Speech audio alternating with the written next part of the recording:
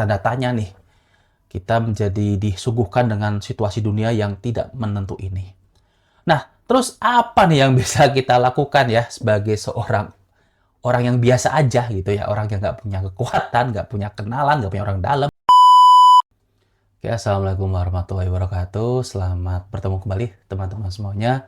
Kita di konten berikutnya dan kali ini kita akan membahas sesuatu yang terlihat seperti berat, tetapi sebenarnya bisa kita coba untuk mudahkan saja ya teman-teman ya. Oke, langsung aja teman-teman.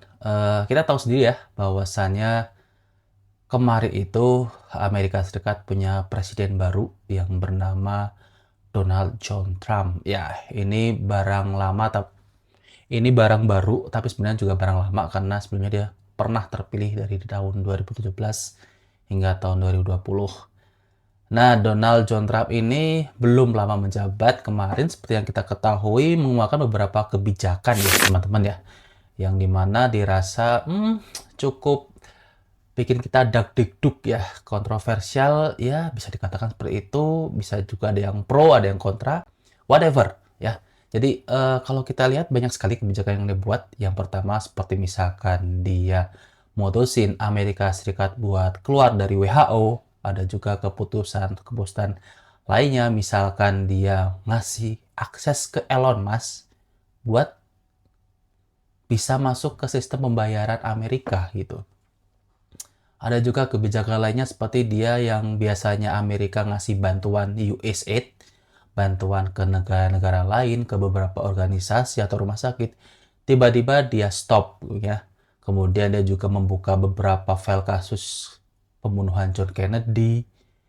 Dan yang terakhir atau yang paling kontroversial ya tentu saja ya, dia mengubah di Google ya, mengubah nama Teluk Meksiko di Google diubah jadi mata Teluk Amerika. Ini kan luar biasa sekali ya. Kalau kita lihat memang bau-baunya ini si Donald Trump memang berusaha mengembalikan Amerika yang katanya sempat terpuruk gitu untuk menjadi lebih hebat lagi begitu kan di 4 tahun kepemimpinannya ya. Dan keputusan lainnya misalkan seperti dia akan mengintervensi masyarakat atau penduduk sipil di Gaza. Dan kita selalu berharap ya semoga teman-teman kita di Gaza, saudara-saudara kita di sana diberikan kekuatan, ketabahan, dan diberikan jalan yang terbaik, perlindungan dari Allah Subhanahu wa Ta'ala atas apa yang nantinya terjadi di sana. Amin. Nah, berarti kalau kita lihat memang bau-baunya sih dia ingin membawa apapun caranya supaya Amerika Serikat ini bisa katakanlah great again gitu ya. Nah, pertanyaannya adalah apakah dia bisa melakukan itu, mengembalikan Amerika menjadi superpower lagi gitu. Kalau kita berkaca kasusnya 20 tahun lalu, ya mungkin bisa ya dengan mudah ya. Tapi Pak, ceritanya sekarang lain. Karena Amerika Serikat punya pesaing yang cukup luar biasa yang bernama China. China ini seperti kalian ketahui ya teman-teman semua, dia punya TikTok, dia bisa mengakses kontrol di sana. Dan sekarang juga produk-produknya bisa harganya jauh lebih murah daripada Amerika Serikat, berkali-kali lipat. Dan terakhir ketika melihat Amerika mau siap-siap bangkit lagi nih, dia malah mengeluarkan yang namanya DeepSeek, sebuah program AI terbaru yang katanya lebih canggih daripada OpenAI-nya Amerika. Wow, ini kan benar-benar ya suatu persaingan yang sangat kencang ya, sangat kompetitif antara Amerika Serikat dan China. Belum lagi kalau kita melihat ada negara-negara BRICS yang sudah mulai berkonsolidasi. Sementara kalau kita lihat Rusia dan Ukraina ini juga masih kita tunggu nih kepastiannya bagaimana. Belum juga kalau misalkan kita mendengar isu bahwa China selain dia mengeluarkan DeepSeek, dia mengeluarkan TikTok, dan dia mengeluarkan semua yang dia miliki untuk memurahkan produk-produknya, dia juga ada rencana untuk menginvasi Taiwan. Nah, ini kan situasi global yang tidak pasti ya. Situasi global ini kan menjadi sebuah tanda tanya nih. Kita menjadi disuguhkan dengan situasi dunia yang tidak menentu ini. Nah, terus apa nih yang bisa kita lakukan ya sebagai seorang orang yang biasa aja gitu ya. Orang yang nggak punya kekuatan, nggak punya kenalan, nggak punya orang dalam, nggak punya superpower gitu kan. Orang-orang kayak kita ini, apa yang mesti kita lihat dengan situasi global yang tidak menentu ini ya dengan apa yang dilakukan oleh Amerika, apa yang dilakukan oleh China, Rusia, dan negara-negara besar lainnya gitu. Kayak kita ini, orang-orang kayak kita ngapain ya mestinya ya gitu. Jadi kalau kita lihat kan berarti kesimpulannya adalah kondisi negara-negara saat ini, terutama Amerika, China, Rusia, dan negara gede, sedang berada dalam ketidakpastian ya. Situasi tidak bisa menentu, kita tidak bisa menebak apa yang terjadi beberapa bulan ke depan. Apa yang bisa kita lakukan? Nah, jawabannya adalah sebuah quote legendaris yang berbunyi, selamatkan jiwa keluarga kita. Ya, saat ini yang penting adalah kita menyelamatkan diri kita masing-masing ya teman-teman ya. Selamatkan diri kita bagi yang masih jomblo, selamatkan keluarga kita bagi yang sudah berkeluarga, dan selamatkan orang-orang terdekat kita. Terserah apa yang terjadi di luar sana, yang penting keluarga kita, diri kita selamat dulu. I got family. No matter where you are, you'll always be family. Nah, untuk selama ini kita harus bisa memulai membangun atau menciptakan sebuah ketahanan ekonomi, ketahanan keuangan, ketahanan harta bagi keluarga kita atau diri kita. Dan salah satunya bentuknya adalah instrumen investasi jangka panjang. Di mana salah satunya kita mulai nih mengenal dengan yang namanya investasi emas. Disclaimer dulu, di sini adalah merupakan opini pribadi dari saya pribadi. Jadi setelah ini terserah lo mau ngelakuin boleh, gak juga boleh. The ball is yours. Bola di tangan kalian. Nah, kenapa harus emas nih pertanyaannya nih? Karena memang secara fakta emas ini punya nilai yang terus naik dalam jangka waktu panjang. Fakta berbicara bahwa harga emas ini relatif naik teman-teman. Dan kalau misalkan turun, dia nggak terlalu turun banget. Tetapi kalau naik, dia cukup lumayan stabil. Ciri khas emas adalah harganya yang terus naik ketika terjadi ketidakstabilan global. Ketidakstabilan situasi dunia. Itu ciri khas emas. Jadi orang-orang ketika mulai menghadapi ketidakpastian, maka mereka otomatis dengan insting mereka, mereka akan mencari sesuatu yang buat mereka aman. Mencari aman, berarti mereka mencari emas. Mencari emas, berarti mereka melakukan pembelian. Pembelian emas yang banyak mengakibatkan harga emas itu sendiri naik, teman-teman. Emas ini bisa dibilang tahan ya dengan namanya suku bunga, dengan namanya inflasi ya, teman-teman ya. Harga emas ini memang bisa naik turun, tetapi kalau kalian lihat secara long term, jangka panjang, maka dia cenderung naik. Nih, aku kasih lihat datanya ya. Ini adalah fluktuasi kenaikan harga emas dalam jangka pendek. Terlihat banget ya naik turunnya ya. Nah, ini adalah fluktuasi kenaikan harga emas dalam jangka panjang. Kalian lihat, dia naik turun, tetapi lihat, cenderung naik kan? Bener kan? Nah, ini data yang saya ambil ya, seperti ini. Sekali lagi, kembali lagi ke konsep supply and demand ya. Ketika orang lebih banyak menginginkan sesuatu, maka harga sesuatu akan naik. Sementara ketika banyak orang yang menawarkan sesuatu, maka sesuatu akan turun. Nah, ketika terjadi ketidakstabilan situasi global saat ini, ketidaktentuan nih, gimana nih dunia nih, pasti orang-orang akan membeli emas. Karena mereka merasa itulah yang paling bisa menjaga mereka dalam jangka panjang. Banyak orang beli emas, berarti lebih banyak demand daripada supply, sehingga harga emas pasti cenderung akan naik.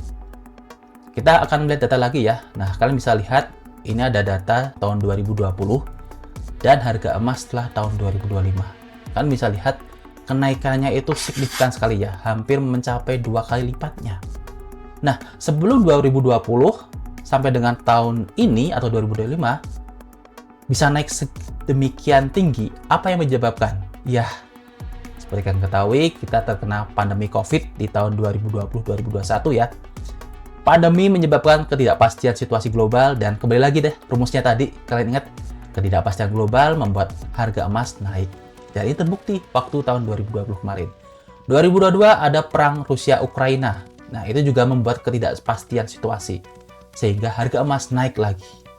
Oke ya, di sini saya tidak sedang mencoba untuk menjadi seorang marketing tukang jualan emas gitu. Saya juga bukan seorang ustadz buat kalian, saya juga bukan merupakan ketua organisasi buat kalian ya. Ini saya hanya men-share atau membagikan pendapat pribadi saya. Kalau misalkan dari kalian bertanya nih, oke, si Trump bakal balik lagi nih, balikin Amerika jadi hebat lagi. Otomatis berarti nanti dolar jadi naik lagi dong. Dan saya pernah mendengar nih, Kang, Mas gitu. Kalau misalkan dolar itu naik, maka harga emas cenderung turun. Begitu kan persamaannya gitu. Oke, memang ada yang bilang begitu, tetapi perlu diingat, ketika harga dolar naik dan emas turun, itu tidak mempertimbangkan faktor-faktor lainnya. Artinya, hal-hal yang lainnya menjadi biasa aja, tidak ada perubahan, cuman harga dolar doang yang naik gitu. Maka otomatis harga emas turun. Tapi teman-teman perlu diingat bahwasanya naik turunnya harga emas tidak cuma ditentukan tinggi rendahnya kurs dolar, tetapi banyak faktor yang menyebabkan emas naik. Jadi, sangat mungkin harga dolar naik, tapi harga emas juga ikutan naik. Jadi, nggak bisa ditentukan bahwa harga emas akan turun kalau misalkan dolar naik, tetapi ditentukan lagi faktor-faktor lainnya, gitu. Ditentukan oleh pergerakan ketidakpastian situasi global, ditentukan oleh kebijakan moneter, harga saham, perdagangan internasional, ini semua berpengaruh ya. Jadi kalau misalkan faktor-faktor lain ini ikutan mempengaruhi, maka meskipun harga dolar naik, harga emas juga ikut tetap naik, teman-teman. Oke, jadi sekarang bisa jadi nih kalau misalkan kalian punya dana lebih, boleh nih kalian coba-coba untuk melakukan yang namanya investasi emas. Tapi ingat, untuk investasi emas kita menggunakan dana dingin ya. Dana dingin itu apa? Ya, dana dingin itu adalah uang yang tersisa setelah kalian membelanjakan semua kebutuhan kalian dari pendapatan yang kalian dapat tiap bulan. Jadi misalkan nih, katakanlah, let's say, sebulan kalian dapat 5 juta. 5 juta itu jangan langsung kalian beliin emas dulu. No, bukan begitu caranya. 5 juta ini kalian hitung dulu pengeluaran bulanan kalian berapa. Misalkan katakanlah, let's say, 3 juta lah gitu. Masih nyisa 2 juta rupiah gitu. 2 juta rupiah, dihitung lagi nih pengeluaran lainnya nih. Langganan-langganan, beli-beli yang aneh-aneh, kayak hitung lagi. Ternyata ada lagi pengeluaran 1 juta rupiah. Jadi sisanya masih 1 juta rupiah. Udah clear 1 juta rupiah ini, sisa nih semua pengeluaran, semua langganan ini itu udah dibayar, tinggal 1 juta rupiah. Nah, 1 jutanya ini tidak kalian masukkan semuanya ke emas, teman-teman. Kalian ambil aja sekitar ya katakanlah 200 ribu, 300 ribu, atau mungkin 500 ribu ya. Yang setengahnya lagi yang 500 ribu, 700 ribu, sisanya ya itu buat tabungan pribadi kalian dalam bentuk uang cash gitu. Ini yang dinamakan dengan konsep diversifikasi ya. Jangan memasukkan semuanya dalam satu investasi, tetapi perlu dilakukan variasi, teman-teman. Nah, ini nanti akan ada pembahasan lainnya di konten berikutnya tentang diversifikasi ini. Jadi katakanlah, ya sisa 1 juta kalian gunakanlah sebagiannya aja 300 ribu, 200 ribu, 400 ribu, 500 ribu, tapi jangan semuanya, teman-teman. Nah, ini yang dinamakan investasi dengan dana dingin, teman-teman. Terus ada yang bertanya, Bang, kalau misalkan turun bagaimana nih? Ya, tenang aja ya. Karena sifat emas itu dalam jangka panjang relatif naik, teman-teman. Dan ini kan kita lagi ngomongin ya, ketahanan buat keluarga kita dalam jangka panjang ya. Buat nanti dana pendidikan anak mungkin, atau mungkin yang masih jomblo buat biaya pernikahan, dana kuliah di masa depan, dan sebagainya lah ya. Jadi pasti meskipun nanti naik, meskipun Here I come. Oh, here I come. Oh. Meskipun nanti misalkan turun gitu ya, nanti akan cenderung akan naik lagi gitu. Tapi Bang, kalau misalkan emas itu kan ngeluarin beberapa juta dulu kan harga 1 gramnya kan mahal banget gitu. Tenang aja teman-teman, sekarang itu emas bisa dibeli dengan harga misalkan puluhan ribu ya. Dan kalau misalkan kalian tahu, sekarang itu ada yang namanya emas digital ya. Jadi emas digital itu lebih praktis ya. Apalagi buat kalian yang misalkan bingung nih, kalau saya beli emas, saya takut nyimpennya di mana dong? Takutnya hilang, takutnya diambil orang. Nah, emas digital bisa jadi solusi teman-teman di sini. Jadi, kalian bisa gunakan emas digital ini. Dan bisa dibeli mulai dari harga 10.000 teman-teman. Jadi, nggak usah ngumpulin jutaan dulu. Kalian bisa nyambung dikit-dikit, ya mulai dari 0,1 gram, 0,2 gram, dan sebagainya, dan sebagainya. Yang penting ada nih, bertahap kalian nabung emas. Produk emas digital ini banyak sekali dijual, ada banget aplikasinya teman-teman, ada bukannya endorse ya, tapi ada banyak, kalian bisa pilih, ada Indogold, ada Laku Emas ya.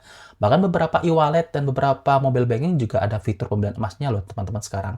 Bahkan sampai dengan saham-saham ya, aplikasi saham itu juga jualan emas teman-teman ya. Karena memang mereka tahu bahwa sepenting itu yang namanya emas dijadikan investasi. Nah, bagaimana dengan Islam membahas tentang masalah investasi emas ini? Well, teman-teman, sebenarnya dalam Islam sendiri, investasi emas ini sudah digunakan loh di zaman kekhalifahan Nabi ya, di zaman Rasulullah sudah dipakai. Mereka mengenal dengan yang namanya dinar dan dirham sebagai transaksi. Dan nilainya memang cenderung tahan inflasi, teman-teman. Dulu orang membeli kambing itu harganya 1 dinar. 1 dinar itu 4,25 gram. Katakanlah 1 gram emas sekarang sekitar ya, katakanlah 1,5 juta rupiah lah ya. Jadi kalau misalkan 1 dinar, 4 gram emas gitu, 4,25-an gitu lah ya, bisa sekitar 6 jutaan lah gitu. 6 jutaan buat beli kambing, wah bisa banget dapat teman-teman. Sama kan? Berarti tidak ada inflasi di sini gitu. Terbukti menjadi suatu bukti untuk ketahanan keuangan dan ekonomi keluarga ya, dan juga menjaga kestabilan daripada kemampuan seseorang membeli barang dan jasa. Banyak sekali kalau kita lihat sekarang yang membahas tentang dalam konteksnya adalah menggunakan emas sebagai cadangan tabungan di masa mendatang. Emas di zaman Nabi ini kemudian diteruskan ketika era berganti ke zaman Khulafaur Rasyidin dan juga kekhalifahan baik itu Umayyah, Abbasiyah maupun Utsmaniyah. Jadi kenapa kita sebagai seorang muslim tidak mencoba untuk melirik investasi emas ini? Oke, sekian konten kali ini, dan sekali lagi saya disclaimer bahwa ini adalah pendapat saya pribadi. Ini adalah dalam bahasa Indonesia disebut dengan argumentasi, bukan persuasi. Habis ini mau invest emas atau tidak, ya the ball is yours, terserah kalian mau gimana. Apa yang saya ceritakan ini juga berdasarkan dengan pengalaman apa yang saya alami selama ini. Saya pribadi juga melakukan investasi di beberapa instrumen keuangan, kecil-kecilan lah ya, siapalah saya gitu. Dan memang kalau dilihat yang paling banyak menghasilkan keuntungan ya investasi emas ini. Sekian dari saya yang masih banyak dosa dan banyak kurangnya. Silahkan kalau mau didiskusikan bareng-bareng terkait investasi emas ini. Terima kasih. Wassalamualaikum warahmatullahi wabarakatuh.